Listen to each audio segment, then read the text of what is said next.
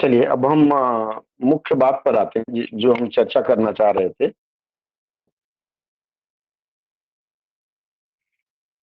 देखिए, सबसे पहले सुरभि, आपने कुछ कहना है?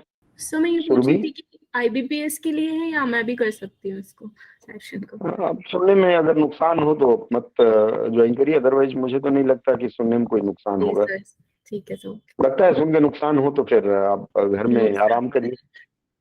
देखिए, आज की चर्चा में हम लोग मूलतः इसलिए शामिल हुए हैं कि हम लोग आईबीपीएस स्पेशलिस्ट ऑफिसर पेपर 2 में जो क्वालिफायर लोग हैं, जो लोग क्वालिफाई किए हैं, तो उन्हें हम थोड़ा सा मार्गदर्शन कर सकें और उन्हें बता सकें कि आपके लिए क्या महत्वपूर्ण रहेगा और कैसे कैसे तैयारी करेंगे। ठीक है, तो शुरू किया जाए। सबसे पहले मैं यह जानना चाहूंगा आप लोगों से कि आप लोगों में से कंप्यूटर का नॉलेज कितने लोगों ने लिया है? सर थोड़ा बहुत नॉलेज है। थोड़ा बहुत नॉलेज है। आप लोग क्या एक्सपेक्ट कर रहे हैं, इसमें किस तरह का प्रश्न होगा, क्या होगा?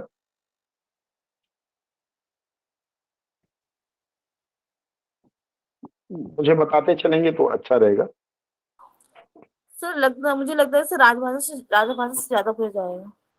अच्छा, और कोई बताएं अपना, जैसे आपके अनुभव के आधार पर फिर हम आगे बढ़ेंगे ना, कि आप क्या क्या एक्सपेक्ट कर रहे हैं इसमें। और सर हिंदी साहित्य से भी पूछा जाएगा सर। हिंदी साहित्य से पूछा जाएगा। और सर थोड़ी बड़ी बैंकिंग तो पूछी जाएगी सर, जो हमारा सेक्टर है बैंकिंग सेक्टर से। चलिए ठीक है, आप लोग पेन और पेपर निकाल लीजिए। सबसे पहले जो आपसे पूछा जाएगा, 4 तरह के प्रश्न आपसे पूछे जाएंगे, या 4 तरह के, यह पहला सत्र है। आज सिर्फ मैं आउटलाइन बताऊंगा कि आपसे किस किस तरह का प्रश्न पूछा जाएगा और क्या तैयारी करें। सबसे पहले वहां जो टेस्ट करते हैं, आपकी पर्सनालिटी टेस्ट करते हैं। पर्सनालिटी टेस्ट में क्या होता है, जब आप जाएंगे तो आपसे आपके संबंध में तमाम चीजें पूछी जाती है। कैसे हैं, कहाँ के हैं, कौन है, आपने क्या क्या पढ़ाई लिखाई किया। पहला प्रश्न आपके उससे संबंधित होता है, आपकी क्वालिफिकेशन और आपके विवरण से संबंधित होता है।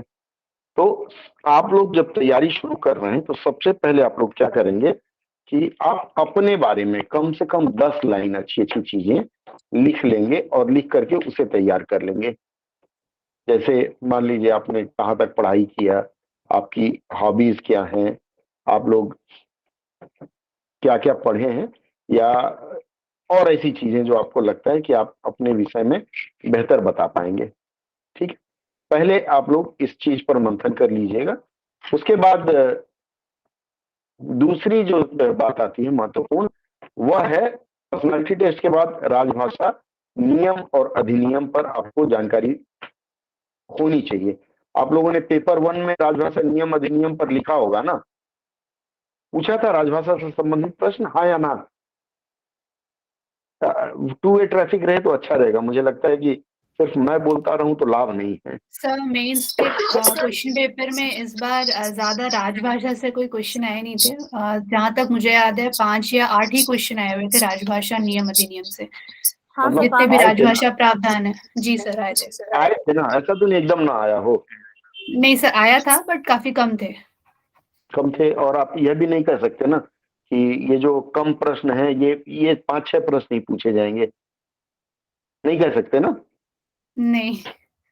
ठीक है, तो मान लीजिए 5-6 प्रश्न ही किया जाए आपसे, तो वह जो प्रश्न किया जाएगा वह प्रश्न तो आपको पता होना चाहिए ना। जैसे मान लीजिए मैं आपसे पूछूं, अभी विश्व हिंदी सम्मेलन हो रहा है, किस देश में हो रहा है, कुछ जानकारी है आप में से किसी को? सर फिजी फिजी में हो रहा है सर। फिजी में। ये कौन सा विश्व हिंदी सम्मेलन है? सर कौन ये सा सम्मेलन? 11वां विश्व हिंदी सम्मेलन है। 11वां या 12वां? 12वां होगा सर। हाँ सर। इसके अध्यक्ष कौन होते हैं? विश्व हिंदी सम्मेलन के अध्यक्ष कौन होते हैं? इसका आयोजन कौन करता है? तो चूंकि विश्व हिंदी सम्मेलन देश के प्रधानमंत्री, नेहा ने कहा, किस देश के प्रधानमंत्री? मैं सिर्फ प्रश्न करूंगा, जवाब नहीं दूंगा, आप लोग नोट करते चलिएगा अगर आपको उचित लगे तो। फिर उस पर मंथन मैं अगले सत्र में करूंगा, ठीक है। तो सॉरी, तो जिस देश के प्रधानमंत्री जिस देश में हो रहा है वह देश इसका होस्ट है। होस्ट का मतलब होता है मेजबान, मेहमान आप लोग और हम लोग जाएंगे। तो आप लोग विश्व हिंदी सम्मेलन के बारे में तैयारी कर लेंगे, पहला कब हुआ था, दूसरा कब हुआ था, क्यों हुआ था और शुरुआत कैसे हुई। राजभाषा नियम अधिनियम आपको पूरी बारीकी से पढ़ना है। राजभाषा नियम अधिनियम पढ़ने के लिए आपको सबसे बेहतर, अगर मैं स्क्रीन दिखाऊं तो देख पाएंगे आप लोग? क्या लगता है, स्क्रीन साझा किया जाए?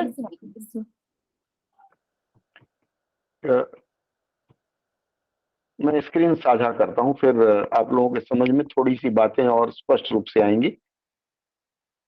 देखिए इसमें क्या होता है, राजभाषा संबंधित प्रावधानों के लिए आप लोगों ने कोई ना कोई पुस्तक खरीदा होगा। कहाँ से पढ़ते थे आप लोग? सर राजभाषा विभाग की वेबसाइट। राजभाषा की वेबसाइट, बहुत सुंदर। और सर गली कुचा में जो सर आपका जो साइट में जो है राजभाषा का, उससे पढ़ रहे हो? हाँ, मेरा जो ब्लॉग है गली डैश पूछा, उसमें ढेरों सामग्री आप लोगों को दी गई है। ये देखिए मैं यहाँ राजभाषा मैंने सर्च बॉक्स में डाला, आप अपने मोबाइल से भी देख सकते हैं। राजभाषा में जाने के बाद वेबसाइट खुल रहा है, इसमें राजभाषा.gov.in, राजभाषा.gov.in भारत सरकार की साइट है। इसमें राजभाषा से संबंधित विविध प्रावधान और जो लेटेस्ट चीजें हैं, ये देखिए होम खुल रहा है, देख पा रहे हैं ना आप लोग? दिख रहा हो तो बताइएगा। जी सर दिख हाँ रहा है। दिख रहा है, ठीक है। जी सर। ये देखिए, ये मैंने खोला राजभाषा का वेबसाइट। यहाँ देखिए हमारे बारे में लिखा हुआ है, राजभाषा विभाग का कार्य क्या है, नागरिक चार्टर क्या है, विभाग के कार्य, विभाग का बजट, सारी चीजें इसमें लिखी हुई है। एक बार इसको देखेंगे आप। फिर ई टूल्स है, ई टूल्स में आजकल कंठस्थ नामक एक सॉफ्टवेयर पर चर्चा चल रही है। कंठस्थ के बारे में आप लोग पढ़ लेंगे, इसी वेबसाइट पर जाएंगे। यह जो है स्मृति आधारित, मतलब आप उसमें अनुवाद करके सामग्री डालते हैं और इसमें देखिए इस तरह का वर्णन आता है, विस्तार से फिर हम अगली बार चर्चा करेंगे। तो कंठस्थ के बारे में आप लोग पढ़ लेंगे। इसके बाद प्रोत्साहन योजनाएं हैं। देखिए प्रोत्साहन योजनाओं पे मैं गया, राजभाषा गौरव पुरस्कार, राजभाषा कीर्ति, हिंदी में मौलिक, ये सारी चीजें आप लोग पढ़ लेंगे। इसके बाद वार्षिक कार्यक्रम की एक सूची होती है। देखिए वार्षिक कार्यक्रम में आप जाइए तो हर वर्ष अप्रैल महीने में वार्षिक कार्यक्रम जारी किया जाता है और हर वर्ष का है, देखिए 2022-23, अभी अप्रैल महीने में फिर 23-24 का जारी होगा। इसमें से भी निकालकर ये देखिए डाउनलोड में आप जाएंगे और यहाँ से आप लोग वार्षिक कार्यक्रम संबंधित सारी जानकारी पा जाएंगे। तो इसके लिए अब पुस्तकों पे खर्च करने की जरूरत नहीं। ये देखिए खुल रहा है, इसमें आपको सारी जानकारी मिल जाएगी। इसको एक बार पढ़ लीजिएगा, क्योंकि सॉरी, अगर आप लोग यूपीएससी की तैयारी कर रहे हैं, ईएसआईसी की, तो उसमें भी इस तरह का प्रश्न आ सकता है। यूपीएससी में पूछे गए थे इस तरह के प्रश्न अभी थोड़े दिन पहले, जो ईएसआईसी के असिस्टेंट डायरेक्टर की परीक्षा हुई थी। इसके बाद वार्षिक कार्यक्रम आपने यहां से निकाला, फिर आप होम में चलिए और यहाँ होम में मैं आया। यहाँ देखिए आप जब नीचे चलेंगे तो यहाँ देखिए अद्यतन सूचनाएं हैं। जो राजभाषा से संबंधित कुछ भी जानकारी होती है वह यहाँ दे देते हैं। जैसे देखिए ग्लोबल अनुवाद डाटाबेस को सुदृढ़ करने के लिए कर्सर रखा हुआ है, स्मृति आधारित अनुवाद सॉफ्टवेयर टूल, इसको आप लोग देख लेंगे। अनुवाद टूल है कंठस्थ 2.0, देख लेंगे, जरूर इससे प्रश्न रहेगा। इसके बाद जो संवैधानिक प्रावधान है, यहाँ से देखिए प्रावधान, संवैधानिक प्रावधान मतलब भारत के संविधान में राजभाषा के बारे में क्या कहा गया है, यह देखिए पूरा का पूरा यहाँ मिल जाएगा। भारत के संविधान में भाग 17 है और इसके बाद संघ की भाषा क्या होगी, अनुच्छेद, तमाम जानकारियां यहाँ मिलेंगी। फिर इसके बाद आप वापस जाएंगे और वापस जाने के बाद संवैधानिक प्रावधान में 3 चीजें आती हैं। एक तो संविधान की किस अनुच्छेद में है, क्या है। उसके बाद चूंकि संविधान से सारे नियम कानून बनते हैं, तो यहाँ राजभाषा अधिनियम 1963 है, इसको आप देखेंगे। उसके बाद राष्ट्रपति के आदेश 1960 देखेंगे, राजभाषा संकल्प जरूर देखेंगे इसको, और राजभाषा नियम। आपके लिए यही बाइबल और कुरान है। अगर आप राजभाषा की नौकरी में आते हैं, तो क्योंकि सब कुछ आपको इसी के दायरे में रह के करना है।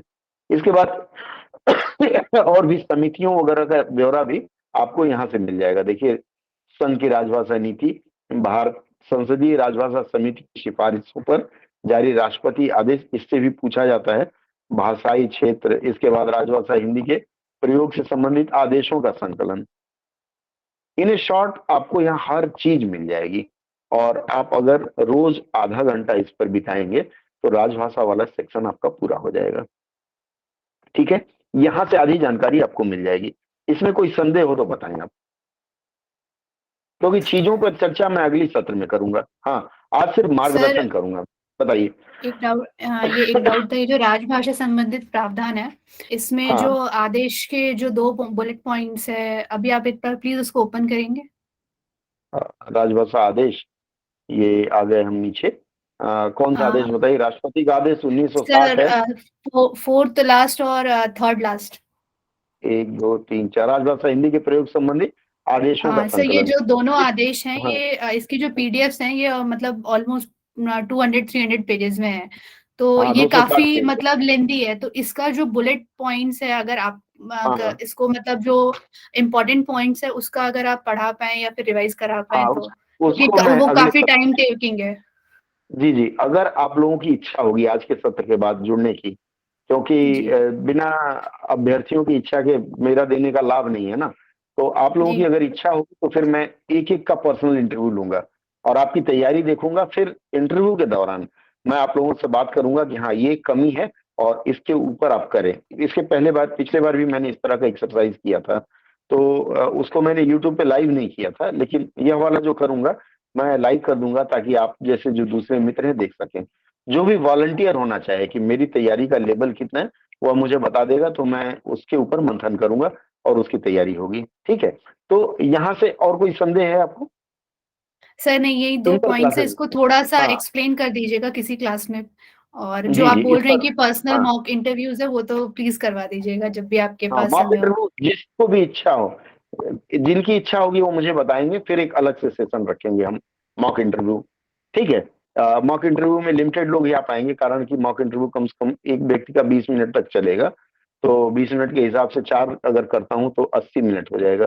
तो प्रतिदिन के हिसाब से अगर हम करें तो अच्छी तैयारी हो जाएगी। देखूंगा मैं उसके ऊपर।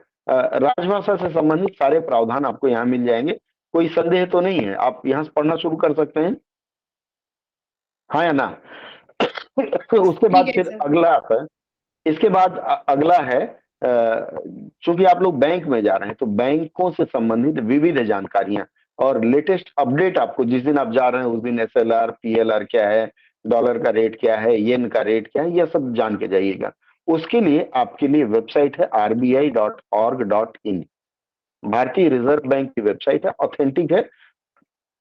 अब जैसे भारतीय रिजर्व बैंक की वेबसाइट आपके सामने खुली है, देख पा रहे हैं ना? हाँ या ना? Yes sir. बीच बीच में मैं पूछूं तो बताते रहिएगा, क्योंकि मैं आप लोगों को नहीं देख पा रहा हूँ, मैं खुद को ही देख रहा हूँ। तो ये देखिए, यहाँ पॉलिसी रेट्स है, रोज यह बदलता है। देखिए, पॉलिसी रेपो रेट है 6.50, स्टैंडिंग डिपॉजिट फैसिलिटी रेट है, marginal standing bank rate, fixed rate, reserve ratio, ये तमाम जानकारियां इस पे है। आपको पता ही होगा कि पिछले 6 महीने में भारतीय रिजर्व बैंक ने रेपो रेट 2 से 3 बार बढ़ाया है। उसके बढ़ाने से ग्राहकों पर क्या असर पड़ रहा है, बैंकिंग सेक्टर पर क्या असर पड़ेगा और मुद्रा स्फीति पर क्या असर पड़ेगा, इसकी जानकारी आप लोग यहां से जुटा लीजिएगा। उसके बाद अभी हाल ही में आप लोगों ने डिजिटल करेंसी के बारे में सुना होगा कि भारतीय रिजर्व बैंक ने डिजिटल करेंसी लॉन्च किया है। उसके अलावा डिजिटल लेंडिंग, जैसे उधार लेते हैं ना, आजकल ऐप में आ जाता है, आप उधार ले लीजिए। इनके ऊपर अब ये देखिए व्हाट्स न्यू यहाँ लिखा हुआ है, ये नीले रंग में FAQ, इसमें से निकाल करके आपको जो उचित लगे उसे पढ़ करके आप लोग नोट करेंगे। ठीक है, इसके बाद फाइनेंशियल इंक्लूजन, बहुत तमाम चीजें हैं, ज्यादा देखने की जरूरत नहीं। ये मॉनेटरी पॉलिसी है, मॉनेटरी पॉलिसी आप लोग जरूर देख लीजिएगा। इसमें जो प्रेस रिलीज वगैरह है वह देख लीजिएगा। तो यहाँ आने के बाद आपको बैंकों की गतिविधियों की जानकारी हो जाएगी। इसके बाद कितने बैंक पार्टिसिपेट कर रहे हैं इस बार वाले में? सॉरी, कुछ आइडिया है कितने बैंक पार्टिसिपेट कर रहे हैं?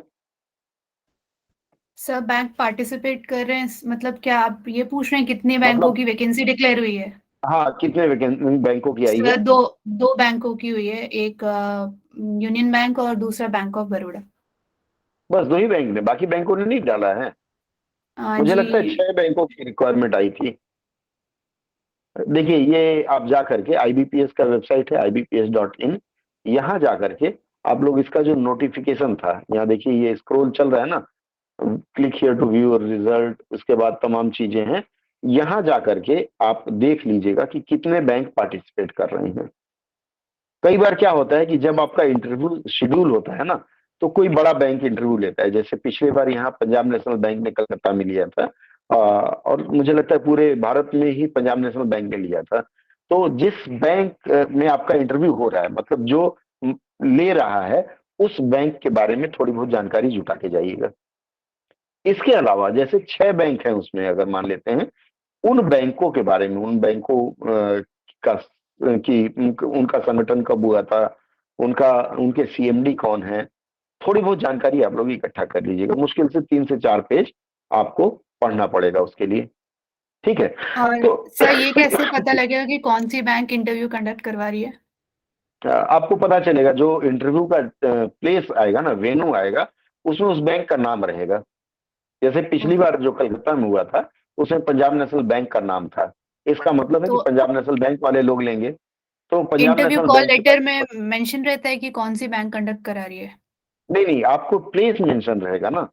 जैसे मान लीजिए ओ, आपको किसी बैंक में ही जाना है इंटरव्यू देने के लिए, पंजाब नेशनल बैंक हो, यूनियन बैंक हो, बैंक ऑफ बड़ौदा हो, जिस बैंक में आप जाएंगे इंटरव्यू देने, उस बैंक का विशेष रूप से पढ़ लीजिएगा, ठीक जी। है? दिल्ली में किसका हुआ था मुझे जानकारी नहीं, चूंकि कलकत्ता में मैं हूँ फिलहाल, और पिछली बार बच्चों ने साझा किया था कि मेरी बेटी भी थी उसमें, तो पीएनबी में उनका हुआ था।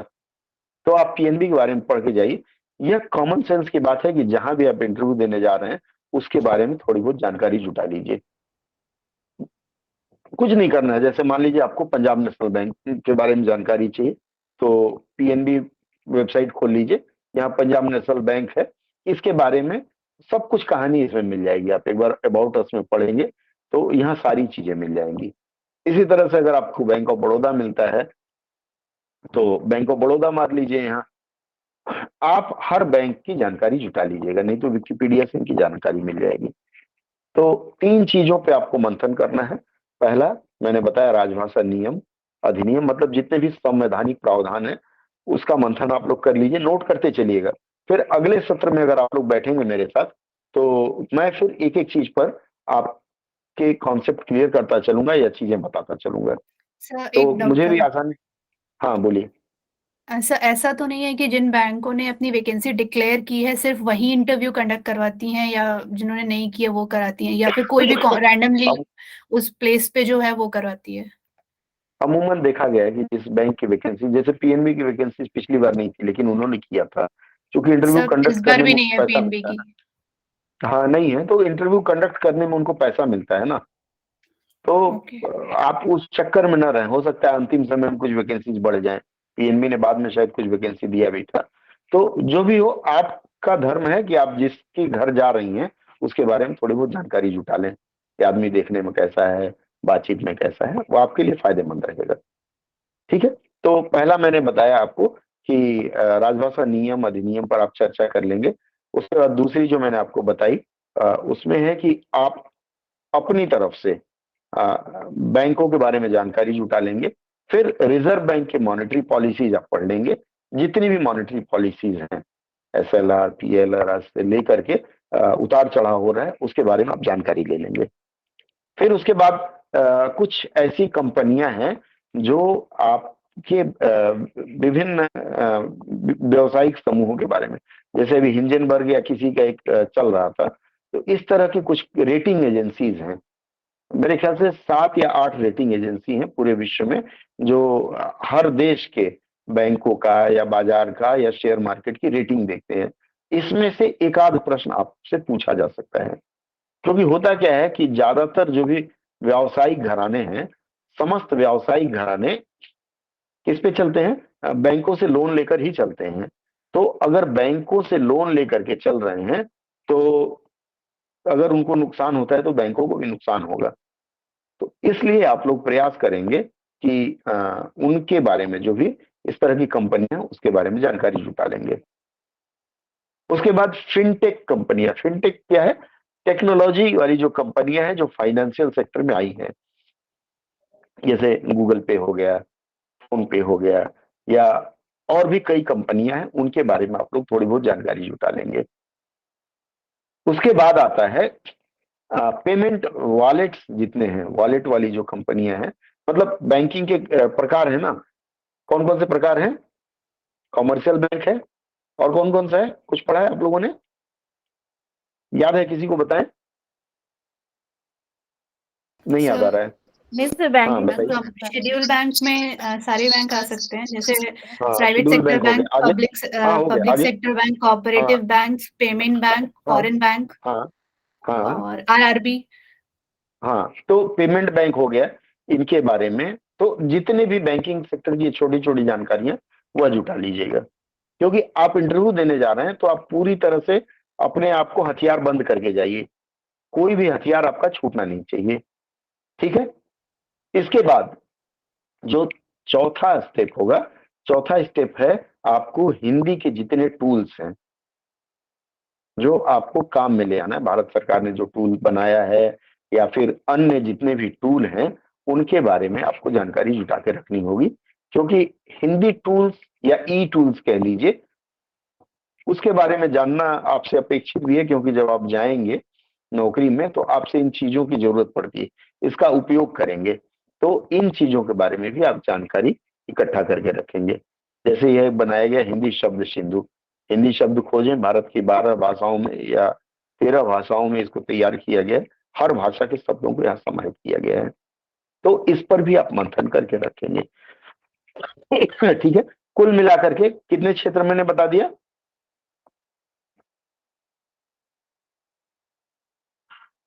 बताएं, अरे आप लोग चुप रहेंगे तो फिर मुझे लगेगा नहीं कि मैं समझ पा रहा हूँ या मेरा आप समझ थोड़ा पा सा रहे हैं। नेटवर्क प्रॉब्लम, थोड़ा सा आवाज को मुझे प्रॉब्लम सर 6 सेक्टर्स को आपने कवर कर लिया अभी तक।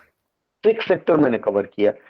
6 सेक्टर के बाद जो कोर सेक्टर होगा वह होगा आपका पर्सनालिटी, क्योंकि पर्सनालिटी बहुत मायने रखता है जब आप किसी ऑफिसर पद के लिए जाते हैं।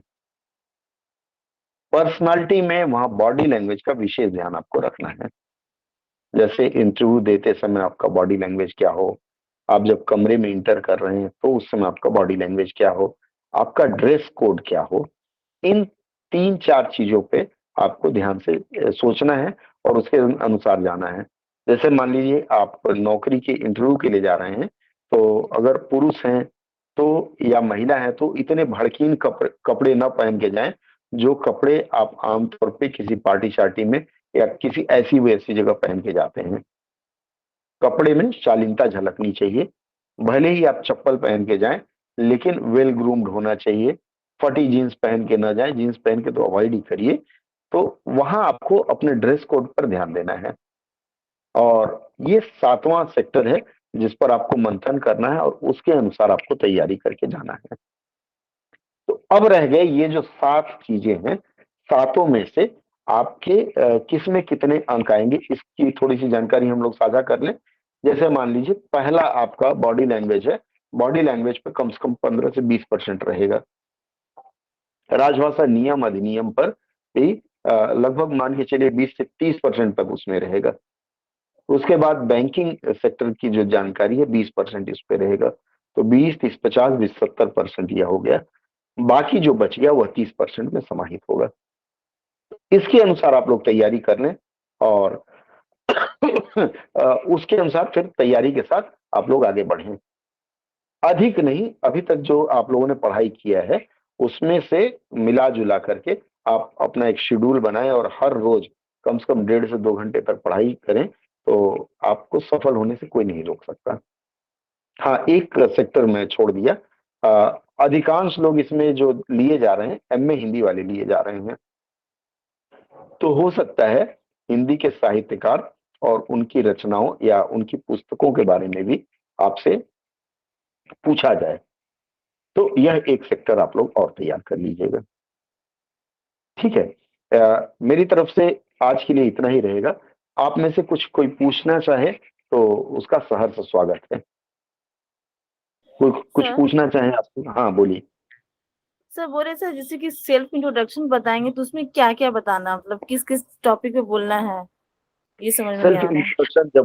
सेल्फ इंट्रोडक्शन जब होता है तो हम्म, उसमें आपको अपनी उपलब्धियां बतानी है। जैसे मान लीजिए बिना पूछ रही ना, जैसे हाँ जी आप जी बताएंगे, आप बताएंगे कि मेरा नाम बीना शर्मा है, मेरे पिताजी का नाम जो भी है, मैं कलकत्ता से आई हूँ, कलकत्ता के सबर्बन एरिया, कलकत्ता का उपनगर या पश्चिम बंगाल के इस जिले के इस नगर से मैं हूँ। ठीक है, यह जरूरी रहेगा। उसके बाद आप अपने क्वालिफिकेशंस के बारे में बताएंगे कि मैंने पढ़ाई यहाँ तक किया है। जैसे पढ़ाई में आप ग्रेजुएशन से शुरू करेंगे कि मैंने जालान कॉलेज से बीए ऑनर्स हिंदी में किया है और मैंने प्रेसिडेंसी यूनिवर्सिटी से एमए में हिंदी किया है। इसके साथ मेरे पास पीजी डिप्लोमा इन ट्रांसलेशन है, मैंने बीएड भी किया है, मैंने एक आध फॉरेन लैंग्वेज भी पढ़ा है। इतना आप बताएंगे अपनी पढ़ाई लिखाई के बारे में। उसके बाद पढ़ाई लिखाई के बारे में बताने, हाँ बताइए। तो सर ग्रेजुएशन शुरू करना और हायर हायर डिग्री का बताना, उससे पीछे का नहीं ना। ग्रेजुएशन से नीचे बताने का कोई मतलब नहीं होता, क्योंकि हाँ आदमी का सर अचीवमेंट ग्रेजुएशन के बाद ही आका जाता है। फिर उसके बाद जी आप उसमें बताएंगे कि मेरी रुचियां क्या, हॉबीज क्या हैं। जैसे मान लीजिए पढ़ाई के अलावा मैं पेंटिंग भी करती हूँ, या फिर मैं छोटे छोटे बच्चे को, गरीब बच्चे हैं उनको मैं चाहती हूँ कि ये भी शिक्षित हो, उनको मैं पढ़ाती हूँ। थोड़ा सा ज्यादा नहीं और फालतू में नहीं बताना, जिसकी जरूरत ही ना हो ऐसे संदेश नहीं देना है। ठीक है। जैसे मैं जॉब उसके भी बाद कर चुकी हूँ, हाँ, प्राइवेट जॉब, तो उसमें मैंने हाँ तो आप उसके बारे में बता सकती हैं कि मैंने इसी सेक्टर में काम किया है, ऐसा ऐसा अनुभव रहा है। वो कहीं ना कहीं आपको प्लस पॉइंट देगा। उसको बताने के लेकिन सर बाद जैसे होता फिर है ना आपको सर, चुप। जगह हाँ जॉब की है। क्या? Hello hello. हाँ सुन रहा हूँ, बोलिए। हाँ सर बोले कि हम मैं 2-3 जगह जॉब की हूँ, तो अगर से मैं एक्सप्लेन मतलब बोलती हूँ तो क्या उन लोगों ने ऐसे क्वेश्चन नहीं पूछेंगे कि हाँ आपका फिर वहाँ जॉब क्यों छोड़ दिए, देखिए फिर नहीं करे तो उसमें क्या। 90% ऐसे लोग होते हैं जिनको यह डर लगता है कि हम अपनी उपलब्धि बताएंगे तो प्रश्न पूछा जाएगा। अरे प्रश्न पूछा इसलिए जाता है कि आप में कुछ अच्छाई ढूंढ के आपको वो ले सकें। आपको वहां नौकरी के लिए जाना है ना, तो अच्छा ही तो बताना होगा। जैसे मान लीजिए आपने 3 कंपनियों में काम किया, तीनों हाँ कंपनियों में आप एज ए एचआर काम की हैं, जी तो सर। आपकी यह उपलब्धि है ना कि मैं वहाँ ह्यूमन रिसोर्सेज देखती थी। मान लीजिए आप एज ए अकाउंट्स मैनेजर वहाँ काम की हैं, मान लीजिए आप वहाँ ये टीचर काम की हैं, तो ये आपकी उपलब्धियां आपको गिनाना चाहिए। और अपनी उपलब्धि जरूर गिनाएं। जब आप इंटरव्यू के लिए जाएं तो वहाँ इंटरव्यूइंग ऑफिसर से अपनी उपलब्धि जरूर बताएं कि मैंने यह अचीव किया है। ठीक है ना? जी सर जी सर जी सर। और इसके लिए मैं कहूंगा कि आप लोग अपने बारे में कम से कम 15-20 लाइन लिख करके, इंग्लिश या हिंदी या मिक्स, लिख करके उसकी प्रैक्टिस कर लें। प्रैक्टिस कैसे करेंगे? घर में मिरर तो होगा ही होगा, हाँ है सर ना? हाँ सबके घर में एक जी ना एक होगा ही, किसी के यहाँ छोटा किसी के यहाँ बड़ा।